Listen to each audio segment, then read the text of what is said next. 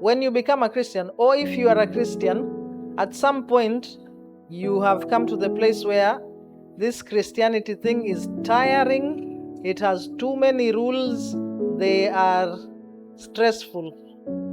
Ama, you find that without rules you cannot function. Now, the Bible says in Galatians 5 that it was for freedom that Christ has set you free. So stand firm and do not allow yourself. If I could speak in bold caps, I would.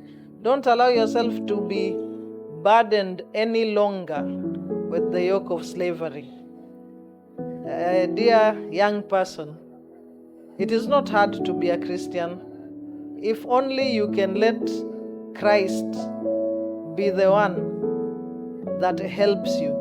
But if you follow us, we will give you rules that if put all together ni kama kukula ile githeri sijui nini. It does not make any sense. Someone says stand up, another one says no, sit. Another one says shout, another says be silent. You are really trying all you can do to be a Christian.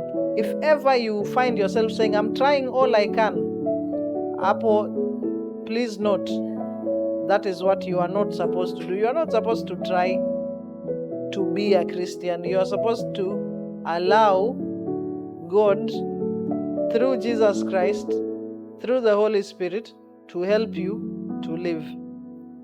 Do we make mistakes? Yes. Even pastors, bishops, apostles, and saints, they make mistakes. But when you make a mistake, what happens? You ask God, He forgives you. You don't need to ask me to pray for you to God so that God can forgive you through me. No. Remember, it was for freedom that Christ set you free. So be free.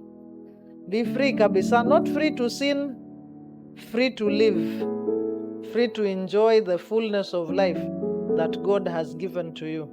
Sawa? Ni hayo tu.